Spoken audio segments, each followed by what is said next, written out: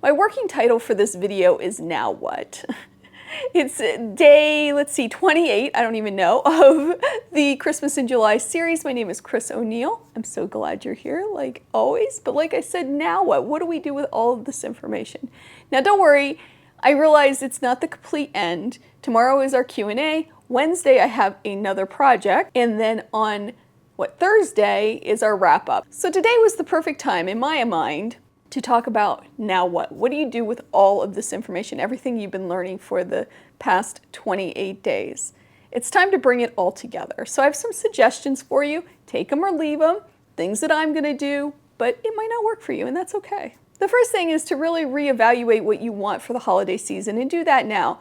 That can take the shape of just writing down a few goals, reflecting on what you've done in the past. Have you been in the sewing room when the family goes and watches a movie or goes to see Christmas lights? Have you regretted that? Have you had that sense of doom in December when you didn't feel like you met all those expectations that you had for yourself for the holiday sewing?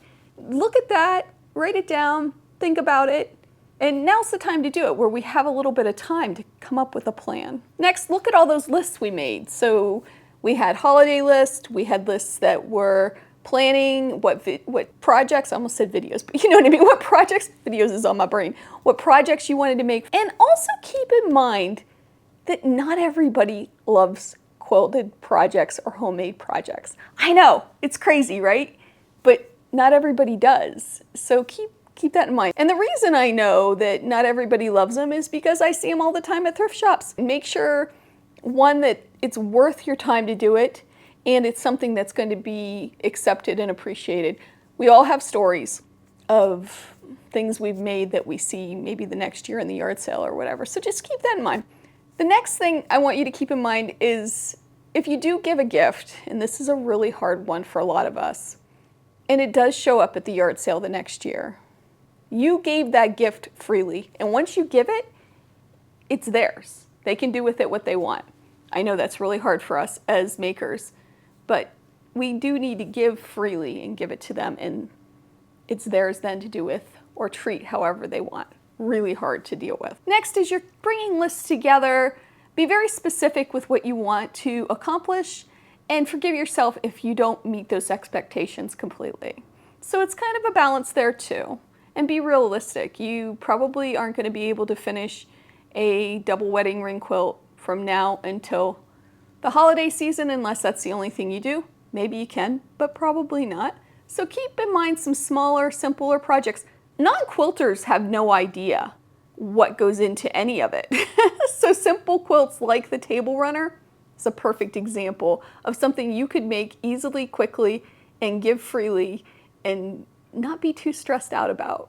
Another suggestion is to have a deadline, and one way I like to do it is I like to schedule my long armor time, get a time slot on the calendar sooner than later. First of all, the long armors, if you're using a long armor, they fill up very quickly, especially with the holiday season.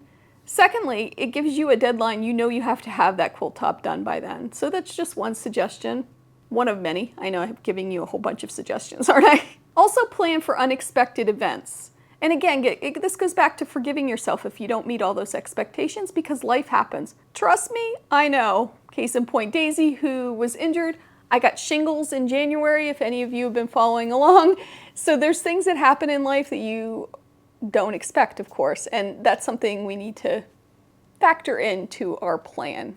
Another suggestion is to have unassigned gifts ready to go. And I like to make these first, because those are the ones that really stress me out. If somebody shows up at my door, maybe a neighbor with a gift or cookies or whatever, or I forgot that I was supposed to get a gift for a guild exchange or whatever it may be, I like to have a basket of wrapped, ready gifts that are unassigned. So I'll have the card with them, I'll have a pen in the basket ready to go. I can just fill out the card and get it out the door. It's just a good way to do it, and then you're already a head start for the following year if you don't use any of them.